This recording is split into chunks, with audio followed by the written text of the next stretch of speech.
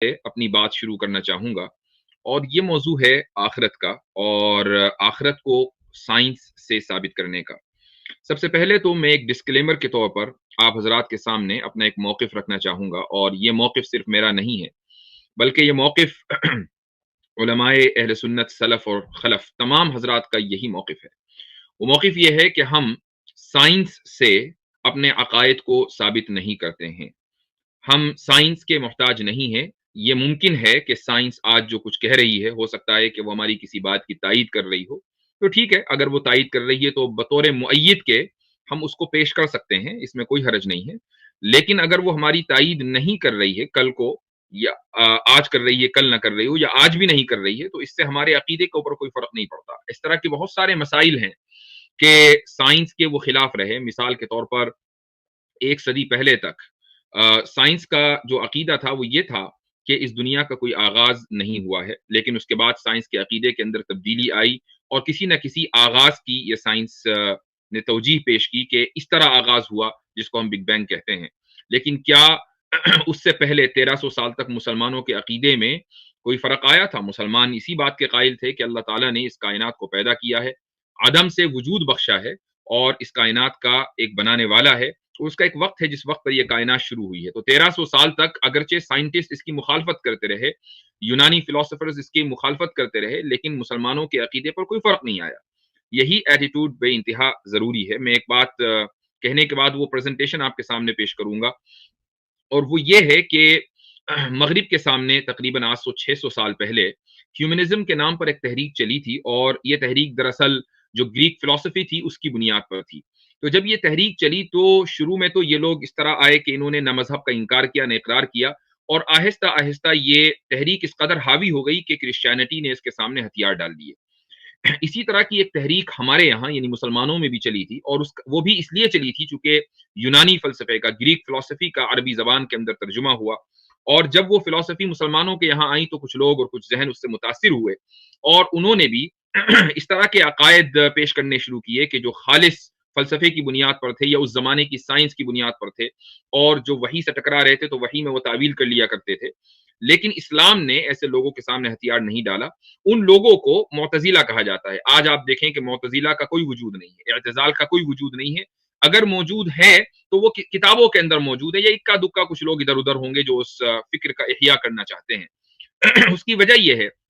کہ اسلام کے جو اپنے اصول ہیں وہ اتنے کانکریٹ ہیں، اور اللہ تعالیٰ کا یہ فضل ہے کہ مسلمانوں کو ایسے علماء مہیا ہوئے کہ جب ویسٹرن فلسفی کا یا گریک فلسفی کا ترجمہ ہو کر مسلمانوں کے پاس آیا اور جو فتنے چلے، تو اس فتنے کا بڑی زبردست انداز سے انہوں نے مقابلہ کیا۔ کرسچینٹی نے سرنڈر کیا، اسلام نے سرنڈر نہیں کیا۔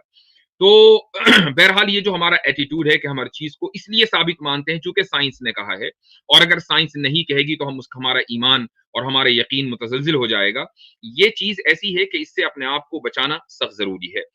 میں آپ کے سامنے ایک لنک شیئر کرنے جا رہا ہوں، لنک نہیں بلکہ ایک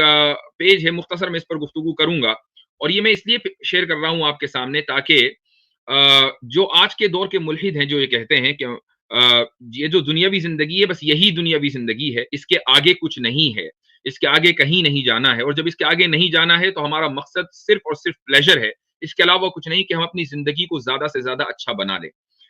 اسلام کا عقیدہ یہ ہے کہ یہ زندگی صرف یہی نہیں رکے گی بلکہ آگے بھی چلے گی، اور آگے چلے گی تو پھر اس زندگی کا بامقصد ہونا بہت ضروری ہے کہ ہم اگلی زندگی کے اندر کیا کرنے والے ہیں اور وہاں ہمارے کیا کام آنے والا ہے۔ تو سائنس اگر ہماری تائید نہ کرے تو ہمیں اس سے کوئی فرق نہیں پڑتا، ہمیں دھیلے کا فرق نہیں پڑتا۔ لیکن اتفاق کی بات ہے کہ کچھ سائنٹسٹ نے مسلمانوں کی اس عقیدے کی تائید شروع کر دی، تو ٹھیک ہے، بطور معید کے ہم اس تھیوری کو پیش کر سکتے ہیں۔ ایک آرٹیکل آپ کے سامنے اسکرین پر نظر آ رہا ہے۔ یہ آرٹیکل ایک زیان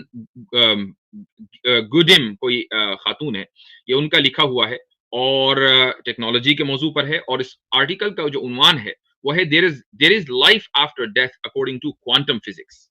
تو اس میں میں پورا آرٹیکل آپ کے سامنے نہیں پڑھوں گا، میں صرف 2-3 باتیں شروع کے جو 2 پیراگراف ہیں وہ پڑھ کر سنانا چاہوں گا تاکہ لوگوں کو اندازہ ہو جائے کہ کوانٹم فزکس کے اندر کیا کہا گیا ہے، اور جو ان لوگوں کے ارباب ہیں، یعنی جو بڑے بڑے سائنسداں ہیں جن کو یہ پوجتے ہیں، اگر وہ یہ کہہ کر مرتے کہ ہمارا ٹیمپل بنا لینا، تو یہ ملحد ان کے ٹیمپل بنا کے ان کی عبادت کر رہے ہوتے اور ان کے مجسموں کے اوپر پرساد چڑھا رہے ہوتے۔ وہ کیا کہتے ہیں؟ تو یہ آرٹیکل کا جو آغاز ہے وہ اس طریقے سے ہوتا ہے کہ according to quantum physics life goes on in a parallel universe regardless of what happens to it in this one، کہ کوانٹم فزکس کے مطابق زندگی ایک پیرالل یونیورس میں، ہم اس پیرالل یونیورس کو یہ پیرالل یونیورس کہتے ہیں، ہم اس کو عالم برزخ کہتے ہیں، عالم آخرت کہتے ہیں، تو لائف وہاں چلتی ہے، اس سے فرق نہیں پڑتا کہ اس عالم میں اور اس دنیا کے اندر اس کے ساتھ کیا ہوا یا کیا ہو رہا ہے۔ آگے وہ یہ لکھتا ہے کہ now he has departed from this strange world a little ahead of me۔ یہ بات کس نے لکھی ہے؟ wrote Einstein in a condolence letter upon the death of his close friend Michael Bezos۔ تو مائیکل بیسو کی وفات پر 1955 میں آئنسٹائن نے ایک تعزیت کی خط میں اس کی فیملی کو یقیناً یہ بات لکھی اور یہ لیٹر پبلک ریکارڈ میں موجود ہے۔ آئنسٹائن یہ کہہ رہا ہے کہ now he has departed from this strange world a little ahead of me، کہ وہ اس عجیب و غریب دنیا سے، میرا دوست میرے سے آگے اس عجیب و غریب دنیا سے چھوڑ کر جا چکا ہے، یعنی وہ کہیں گیا ہے اور میرے سے آگے ہے، اس کا مطلب یہ ہے کہ میں بھی وہیں جانے والا ہوں۔ تو یہ بات کون کہہ رہا ہے؟ یہ آئنسٹائن کہہ رہا ہے، اور آگے لکھا ہوا ہے کہ Einstein died merely a month after he wrote this letter۔ اس خط کے لکھنے کے بعد ایک مہینے کے اندر اندر آئنسٹائن بھی نکل گیا۔ تو apparently he was right as new scientific theories suggest that death just like life is but an illusion، کہ یہ جو زندگی ہے یہ موت کی طرح ایک illusion ہے۔ یہ دراصل ان لوگوں کا نظریہ ہے کوانٹم فزکس کی بنیاد پر، یعنی وہ یہ کہتے ہیں کہ یہ جو ریالٹی ہے جو ہمیں نظر آ رہی ہے یہ چلتی رہے گی، ایسا نہیں ہے کہ ہماری آنکھ بند ہو گئی تو یہ زندگی ہماری ختم ہو گئی۔ تو پوائنٹ یہ ہے کہ سائنس اگرچہ ہمیں، اگر آئنسٹائن یہ نہ کہتا یا یہ آرٹیکل نہ آتا، ہمارا اعتقاد اور ہمارا یقین تب بھی متزلزل ہونے والا نہیں تھا۔ یہ جو آرٹیکل ہے ضروری نہیں ہے کہ 100% اسلامی عقیدے کی تائید کر رہا ہو، لیکن اگر یہ اتنی بات بھی بول رہا ہے کہ ایک پیرالل یونیورس میں لائف پاسبل ہے، تو اس کا مطلب یہ ہوا کہ سائنٹیفک کمیونٹی کے اندر یہ گفتگو ہونے لگی کہ مرنے کے بعد انسان کہیں نہ کہیں تو جاتا ہے،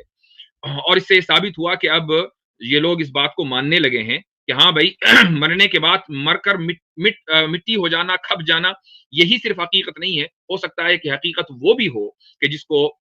جس کی دعوت اسلام دیتا ہے، اور جس کی تبلیغ رسول اکرم صلی اللہ علیہ وسلم نے کی ہے، اور جس کو کھول کھول کر قرآن کریم نے جگہ جگہ بیان کیا ہے، اور جو عقیدہ حضرت آدم علیہ الصلوۃ والسلام سے لے کر رسول اکرم صلی اللہ علیہ وسلم تک رہا۔